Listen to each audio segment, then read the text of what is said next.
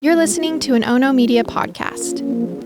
Hi, everybody, and welcome back to the Into the Dark podcast. I'm your host, Payton Moreland. I'm so glad you are here and listening. If you don't know what this show is, it is essentially a true crime podcast that also ventures into everything dark, spooky, haunted, confusing, all of the things that have to do with darkness, murder, and mystery.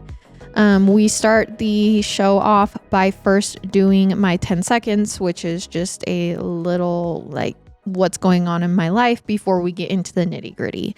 So I've mentioned on a couple episodes, but last year I got really into women's college basketball.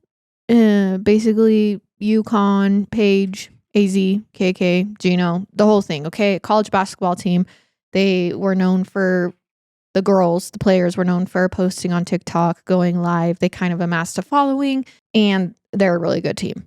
Really, really good team. Well, last year they ended up winning the national championship, and it was really heartbreaking and devastating for me that team was going to break up and move on to the next season.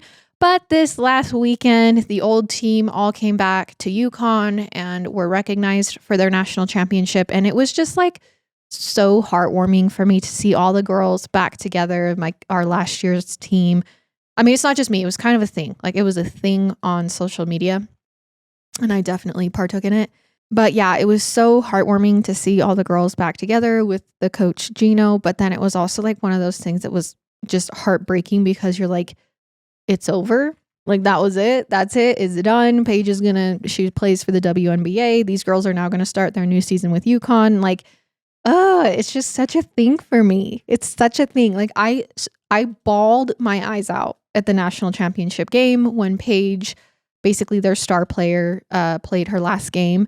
And it's just like a never ending heartbreak for me. And I don't know if it's because I came into the fandom so late. So I really didn't get a lot of time with this team, with the girls, to like watch their entire journey. I just like learned about everything after the fact, the entire lore. And so I don't know if it's like one of those things that was like just so good and amazing, but it didn't last that long for me. I don't know honestly what it is and why it's so heartbreaking for me. But yeah, it definitely has affected me more than just like a random college basketball team. But yeah, all that to say, I'm still a UConn girl. I now know that UConn is in Connecticut. Don't worry, guys. When I first talked about it, I was very early into the fandom. Since I first mentioned it on the show, I have gone like so far in these girls' like high school stories all the way to them getting drafted. So I've done the whole deep dive now. But yeah, I have never even really been into like sports that are like, what's the word? Like ball sports, like baseball, softball, soccer, football. I've never volleyball. I've never really been into any of those because I was a dancer. But yeah, the UConn girls was the first time I ever got really, really interested in a sport like that. And it was just like double plus that it was women's and college basketball. It was just so fun. I never in a million years thought that would be me, but here I am, ride or die. I love my Huskies. I'm still hoping the team wins the national championship this year without Paige. And then I'm excited to see where AZ gets drafted, if she goes 1, if she goes 2, and where she ends up. But yeah, that's my 10 seconds for this episode. Let's get right into today's case. Trigger warning, this episode includes discussions of violence against animals and children. I will give you a trigger in the story, but please listen with care. Now, nothing can ruin a fun vacation quite like a terrible hotel. When you've been traveling, sometimes you just want to lie down in bed and get a good night of rest. And it's annoying to end up tossing and turning because the mattress isn't supportive and the pillows are thin. Or even worse, you find insects or mice in your room, mysterious stains on the wall, or fixtures that aren't working properly. It just isn't home. And it's even worse when it's worse than home. But some hotels can be even worse than this, which is a lesson people learned the hard way during the 1893 World's Fair in Chicago. Now, if you don't know what this 1893 World's Fair in Chicago is, I would stop now. I feel like I need to do an entire episode on this fair because I have done a deep dive into this World's Fair before, and honestly, none of it makes sense to me. None of it makes sense. I don't understand, okay? Essentially, in Chicago in 1893, a whole bunch of places all over the world came together. Again, 1893, okay?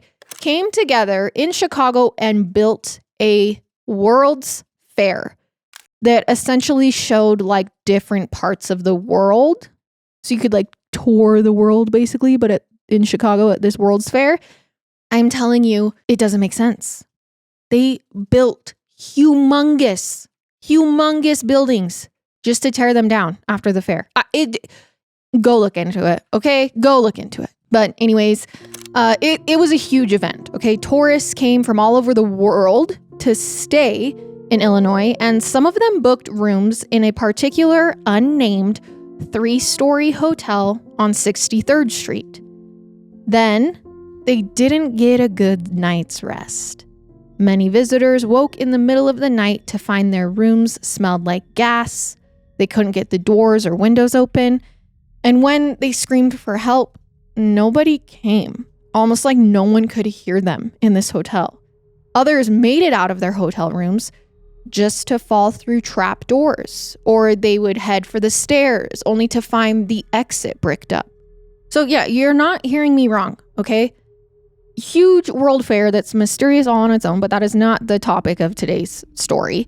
All of these people around the world are coming. They have to stay somewhere. There is a certain group of people who end up staying in this unnamed hotel in the city.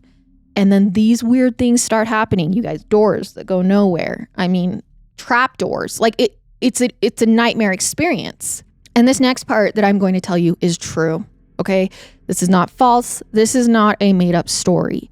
The reason that these visitors had this experience was not because they were all hallucinating on some weird drug or are just making it up now. The real story is that this hotel they were staying in had actually been designed to let a serial killer pick off the people who stayed there one by one. Now, if you've watched American Horror Story Hotel Season, this might sound familiar to you, and it is because it is partly based off of this true story. And I know it sounds like something out of a scary story. It sounds like something that would be made up on American Horror Story, but sadly, this is all true, and I'm going to tell you the backstory on it. Today, I am covering a highly prolific serial killer who lived more than a century ago. He murdered a shocking number of people and became very famous after he was caught. He was actually one of the first American serial killers to become a major celebrity household name. And during his lifetime, he used many different names to avoid the authorities. But in this episode, I'm going to call him by the name he is best known by, Henry Howard Holmes, or H.H. Holmes. Now, that's not his legal name or the one he was born with. It's said he chose it because he was a huge fan of Sherlock Holmes' stories, which makes a lot of sense because H.H. Holmes was very smart and he loved to read. So as a child, this serial killer, he had every perk he could ever dream of. He was born in 1861 and Holmes' parents were quite wealthy. So he had a lot of opportunities as he was growing up. He seemed to have a perfect life, or at least it looked that way from the outside. But the truth was, Holmes' father was very strict and sometimes violent against him, and he also got bullied all of the time. But that wasn't the darkest thing about Holmes' childhood. He was also weirdly fascinated with death.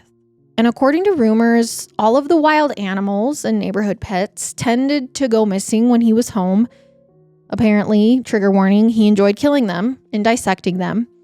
Except Holmes claimed he was just obsessed with learning how their bodies worked. He said he felt bad about killing the animals. He didn't enjoy the act of taking their lives, but this was the only way he could think of to learn about anatomy. And in fairness, Holmes did seem fascinated with medicine, biology, and natural sciences. By the early 1880s, when Holmes graduated from high school, he had decided that he wanted to be a doctor. So he enrolled in med school, and that's when his problems really started. Even though Holmes loved learning about how the body worked, he was a bad student. He barely passed his classes, and a few of his professors thought it would be better for everyone if he just dropped out. Holmes wasn't discouraged, though. He stuck with the program and did everything he could to keep his grades just high enough to stay enrolled. And it's possible that Holmes had dark motives for wanting to even remain in school. See, this wasn't only an opportunity to learn more about how bodies worked. He'd also found a way to profit from med school. He was running a scam. Now, this is surprising because, like I mentioned before, Holmes came from a wealthy family, especially at this time. He didn't need money. But apparently, he liked the rush of defrauding other people and getting away with it, of tricking people. See, he got into the habit of buying life insurance policies on strangers. He would name himself as a beneficiary, often without the insured person even knowing what he was doing. Keep in mind, this is the 1880s. There are no computers. There's no internet. There's limited phone usage at this time. A lot of the time, the insurance company had no way to confirm if the person actually knew Holmes or approved of the life insurance policy. So they would just grant it as soon as Holmes sent in the application and the first payment. Now, as soon as he learned that the paperwork was done, he would steal a body from his med school's morgue. He'd then pose the person somewhere outside so it looked like they'd been in a traffic accident or suffered a heart attack. And when their remains were discovered, Holmes was always nearby, and he'd tell the police and any reporters on the scene that the deceased was the same person he had recently insured, and they had died in a horrible accident. And then he would call the insurance company and collect on the policy. Again, there's no way really for employees to tell that he's lying. At best, they would call the police or check the local papers, and the reporters and police would repeat what Holmes had told them at the scene because this is how things worked then. Then the company would send the money to Holmes. This is like an elaborate scheme. And he got away with this scam countless times before he eventually got caught. His professors were very upset. It was a huge scandal, but it was actually a different accusation that almost led to Holmes being expelled. See, over the years, he apparently became very close with a young widow named Mrs. Fitch, although her first name has never been recorded. Somewhere along the way, Holmes actually proposed to Mrs. Fitch, and she said yes, and then they slept together, and afterward, Holmes called the engagement off. Now, Mrs. Fitch at this point publicly accused him of tricking her into having sex with him. And in 1884, this is a very serious allegation. It was almost enough to get Holmes kicked out of school. Except Holmes denied everything. He said he had never proposed to Mrs. Fitch or been intimate with her, and she was just like making this up out of nowhere. It sounds like the professors didn't really believe him, but Mrs. Fitch also didn't have any proof, so the school had no choice but to just let him keep studying. And he managed to graduate with a medical degree. And then shortly afterward, Holmes married a completely different woman. They had a child together soon after the wedding. However, if you think this was a sign that he was about to settle down and be an honest man, finally, think again. Almost as soon as the child was born, Holmes skips town, leaving his brand new family behind. This is also when he began using fake names. It seems like he didn't want his wife or child to find him or for anyone to connect him with his previous life insurance scams. So instead, Holmes moved to Chicago, Illinois, and set up shop as a pharmacist. By now, it was the late 1880s. He was in his 20s. Now, H.H. Holmes was young, he was handsome, and he continued ripping people off when he moved to Chicago. Holmes had a lot of different ways of making money, and he was always trying to come up with new scams and get-quick-rich schemes. Like how at one point, Holmes decided he wanted to own the pharmacy he worked at instead of renting it. He went to a meeting with the woman who owned the building, and she was never seen again.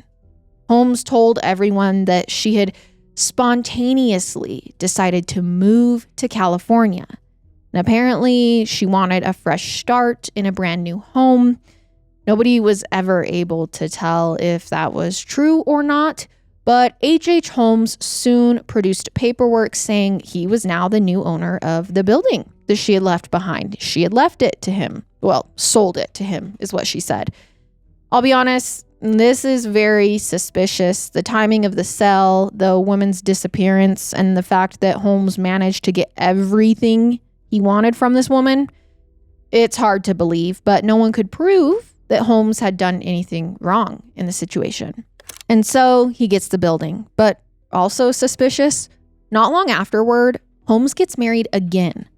His new wife probably didn't even know about the family that he had abandoned in New Hampshire.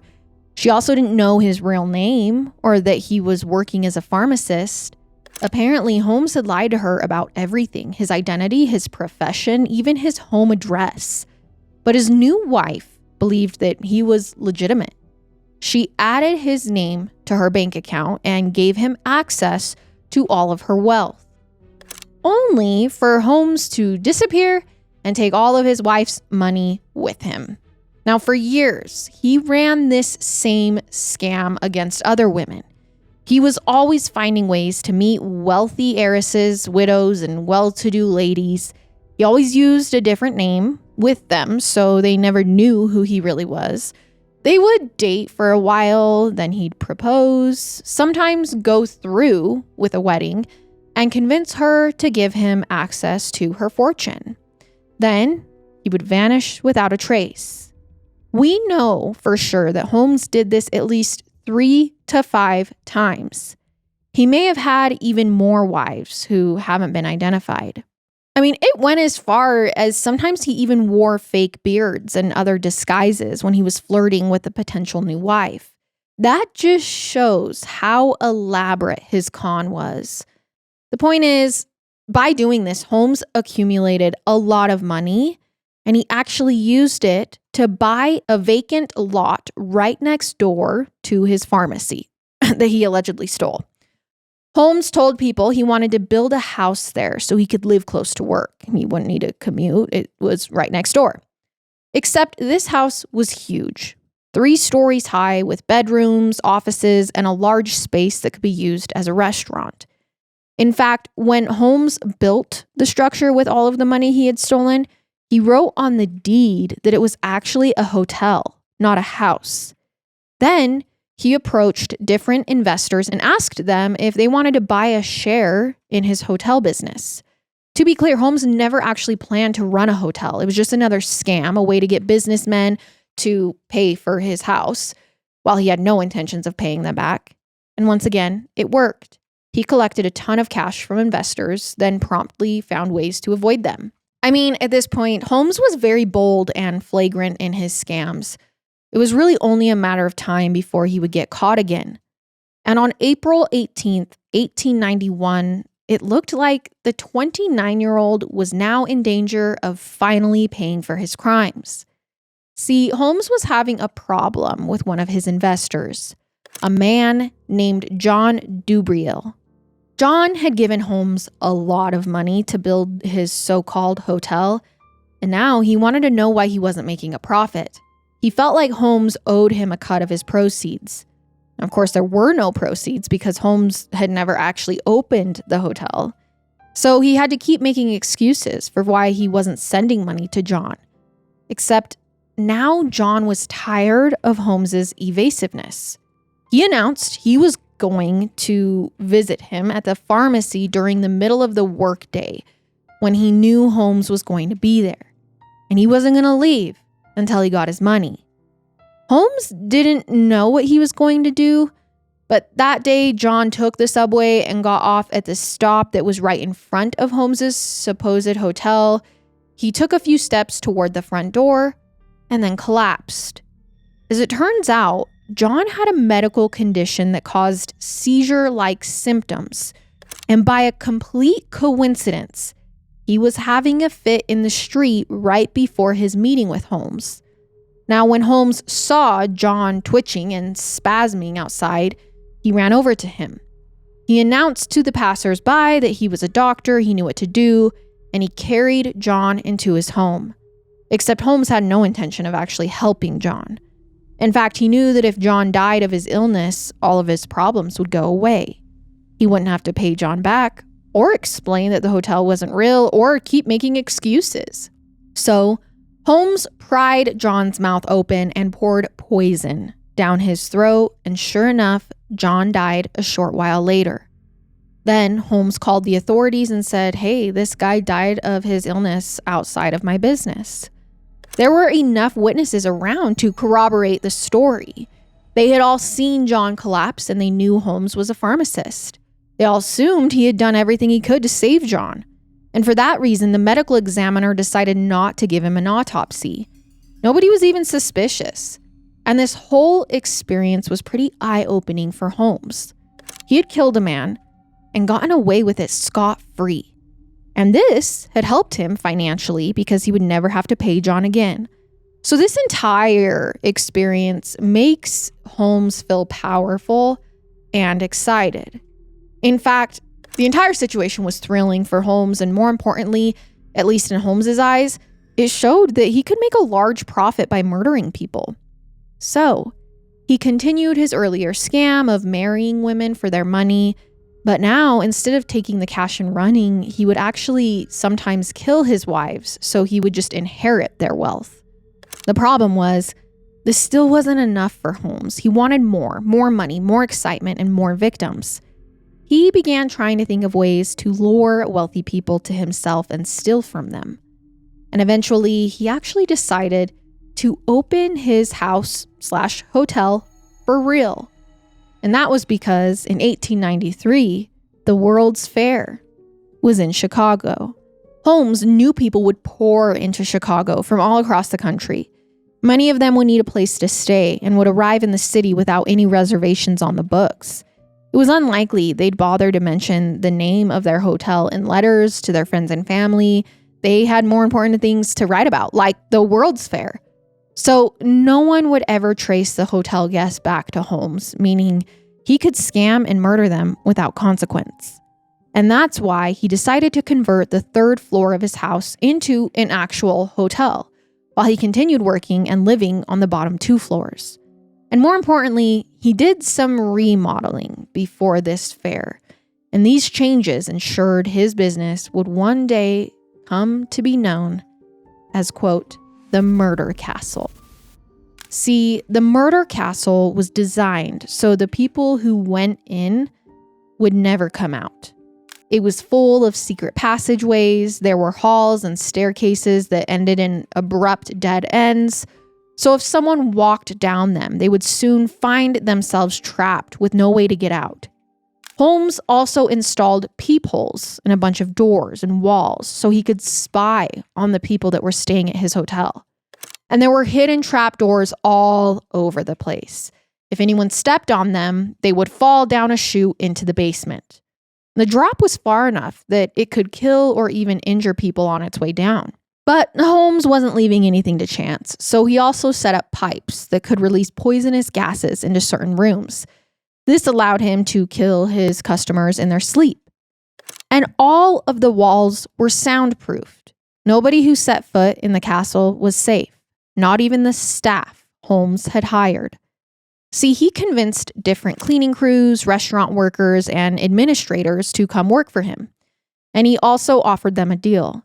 He would buy a life insurance policy for everyone who accepted the job, and he would pay for it himself. The staffer didn't need to do anything. Sometimes Holmes also offered to buy life insurance plans for his employees' spouses, fiancés, children, other family members.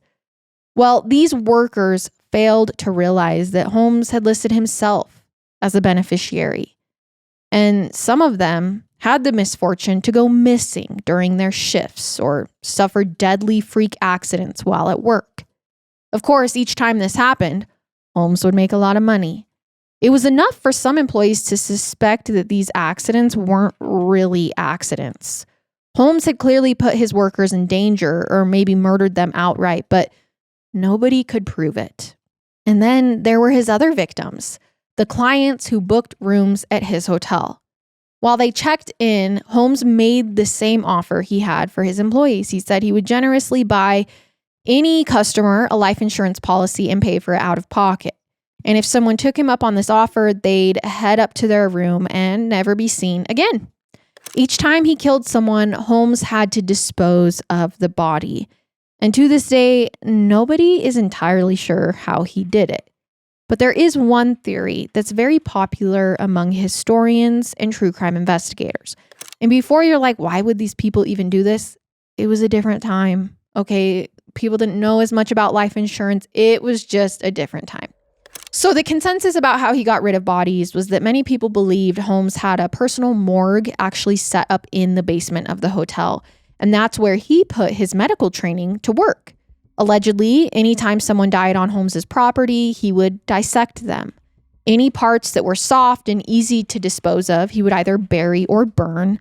And that left him with bones and other tissues that were harder to destroy.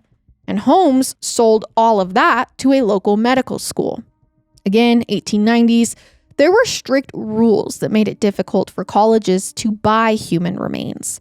So this meant med students didn't have many opportunities to practice surgeries or perform autopsies. So honestly, there was kind of a thriving black market back then for fresh human bodies. And a lot of school officials didn't ask too many questions about where their med school corpses had come from. This made it very easy for Holmes to make his victims disappear without a trace. He'd apparently planned the perfect crime, and he was committing it again and again.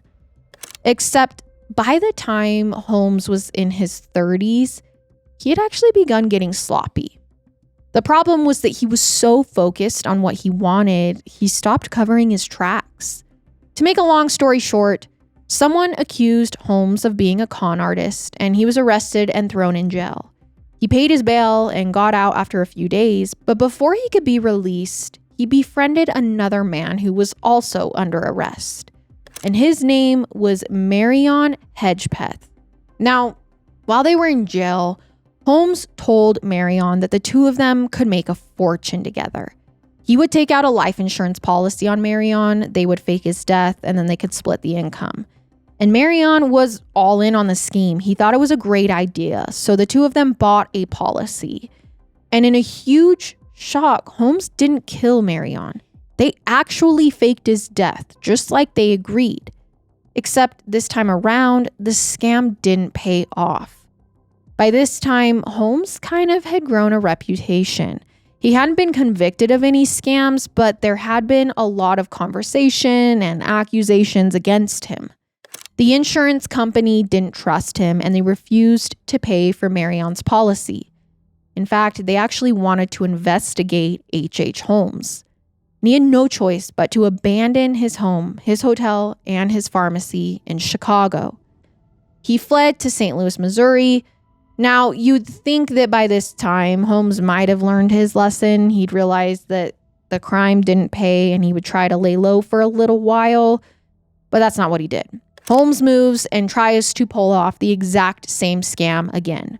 See, he gets in touch with a former business associate named Benjamin Pitezel. And the main thing you need to know was that Benjamin was another con artist.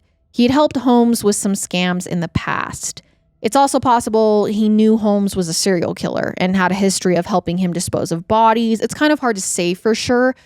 But the point is, Benjamin knows that Holmes is a bad person, and he's also not a very honest person. And Holmes knew he could take advantage of him. So in the fall of 1893, he told Benjamin that they could take out an insurance policy, fake Benjamin's death, and get rich. Now, Benjamin loved the plot, but he knew his wife, Carrie, wouldn't approve. So he told Holmes, hey, we have to keep it a secret from her. Instead, he and Holmes bought an insurance plan worth $10,000, which was a fortune at the time. And then Benjamin left town. He wrote letters to Carrie regularly, and his plan was to eventually stop writing very suddenly. And then Holmes would send her a note saying Benjamin had died of an illness or an accident. That way, she would have documentation to show the insurance company that he had passed away. Holmes would even ship a dead body to St. Louis and say it was Benjamin's. And eventually, the real Benjamin would reveal to his wife, haha, never mind, I'm alive. And then he and Carrie could reunite in another state with brand new identities. Except this is not how the plan played out. Benjamin stops writing Carrie, but Holmes never sends her a letter explaining that he had died. Instead, she had just stopped hearing from her husband one day and didn't know why. So Carrie starts to worry, and finally she goes to the police to report her husband missing. It took until September 3rd, 1894, for the investigators to figure out what had happened to him. That day, a man in Philadelphia went to visit a friend who he hadn't heard from in a while. And when the man went to his friend's house, he actually found it unlocked and empty. But there was a terrible smell coming from inside. The man went in and found Benjamin's badly decomposed body. The police actually identified Benjamin quickly, and they also determined he had been murdered. His killer had fed him poison and then lit him on fire when he was dead or very close to it. Presumably, he had wanted to make it look like Benjamin had burned to death or had died in an explosion. But he had done a really bad job of staging the scene. Now, this probably won't surprise you, but the killer was H.H. Holmes. He had murdered his friend Benjamin, collected the entire insurance payout, and then skipped town. To this day, it's actually a little unclear why he did it. Maybe he was just getting greedy. He didn't want to share the money with Benjamin. Or perhaps they had some kind of fight that escalated to murder. The point is, he'd killed his friend and left his body in his own Philadelphia house. Except he had rented the house under a fake name, and the friend who found Benjamin's body didn't know who Holmes was. So this meant the police had a hard time connecting Benjamin's murder to Holmes. Carrie also hadn't figured it out yet, but she was starting to get suspicious. Except this is when she made a tragic mistake. See, Carrie knew she would never get her husband back, but she at least wanted to make sure she got her share of his life insurance payout. This meant she needed to handle a lot of paperwork at her home in Missouri, while also working with police in Philadelphia where Benjamin's body had been found. And since Carrie couldn't be in two places at once, she actually asked her 15-year-old daughter, Alice, to travel to Philadelphia and handle matters there. And since Alice didn't want to be alone in a different city, she brought her two younger siblings with her. They were 12-year-old Nellie and 8-year-old Howard. Now, unfortunately, Carrie unwittingly sent her children right into a trap.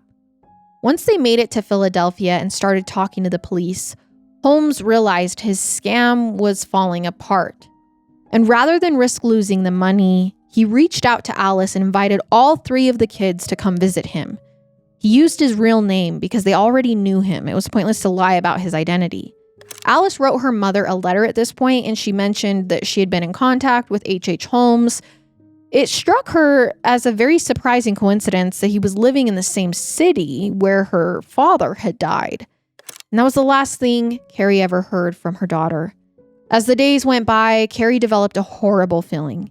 She knew something terrible had happened to her children. So she went to the police again and said, hey, I think H.H. Holmes murdered my 2 daughters, my son, and my husband. Of course, she had no proof. She didn't even know for sure that Alice, Howard, and Nellie were dead. But the accusation was serious, and the police actually leapt into action. They launched a massive nationwide manhunt. Holmes's picture was published in every newspaper, and detectives all across the United States were told to be on the lookout for men fitting his description. They even brought in private eyes to try and track down more evidence about where Holmes had gone. With this much attention, he couldn't hide for long. And on November 17th, 1894, Holmes was apprehended in Boston. Now, right away, he confesses to committing insurance fraud, but he's like, listen, I did this, but I had nothing to do with any of the disappearances or Benjamin's homicide. Not that police believed him because all of the people he was doing these scams with died. Nevertheless, they charged him with Benjamin's murder while they tried to gather more evidence about the other missing people who had come into contact with Holmes. And almost overnight, Holmes became famous for being a possible serial killer. The papers gave him all kinds of nicknames, including the arch friend of the age and the greatest criminal of this expiring century. Basically, they made Holmes even more famous than he already was from the Manhunt. And before you knew it, wild allegations started coming out. People who had known Holmes as a child began talking about how all of their pets and animals in the neighborhood had gone missing. They also talked about a playmate of Holmes's who had actually died young. To be clear, there's no evidence whatsoever that this child had been murdered or that Holmes had anything to do with this death, but the rumor mill was churning. And as terrible as Holmes was, the gossip made him sound even worse. He was kind of painted as this evil monster or demon rather than just a human serial killer. Some even speculated he might have traveled to London at some point in the recent past and might have been Jack the Ripper. Everyone basically hated H.H. Holmes by the fall of 1895, which is when he went on trial for Benjamin's murder. Now, Holmes at this point is claiming innocence. On the stand, he insisted he didn't know who had killed his friend. He'd never committed a violent crime. But the evidence was too strong, and his credibility and reputation, it had already been destroyed by the press. It also didn't help that while the trial was going on, law enforcement officials were searching all of his former homes. And when they went through the hotel that was back in Chicago, they found the basement full of bodies and body parts that Holmes hadn't disposed of. And there were 3 freshly dug graves in the cellar of his Philadelphia house. When search teams dug them up, they found the remains of Alice, Nellie, and Howard, Carrie and Benjamin's children. All of this to say, it was impossible for Holmes to now explain all of these dead bodies in all of his homes away. Even though he was still only charged with Benjamin's murder, the evidence was adding up to show he was definitely a serial killer. Ultimately, he was found guilty and sentenced to death. Now, apparently, as soon as Holmes realized he was going to die anyways, he decided to drop the Innocence Act. While he was sitting on death row, he began giving confessions, dozens of them. He admitted to police that he killed 28 different people. These included former wives and lovers, hotel employees, and guests. This was absolutely shocking. But even more shocking, the police thought he was underestimating. Given what they had already found in their investigation, they thought that Holmes could have killed up to 200 people. It's hard to say for sure. Record keeping at this time wasn't great. Rumor mill flies even within police. And since there was no DNA testing and forensic science wasn't very advanced, it wasn't possible to identify all of the bodies and body parts. Plus, there were a lot of people who crossed Holmes's path at some point and then went missing afterward, but that doesn't prove he did anything to them. Some of those people, honestly, could have disappeared for other reasons. All of this to say, it is still difficult, even to this day, to say exactly how many people Holmes murdered.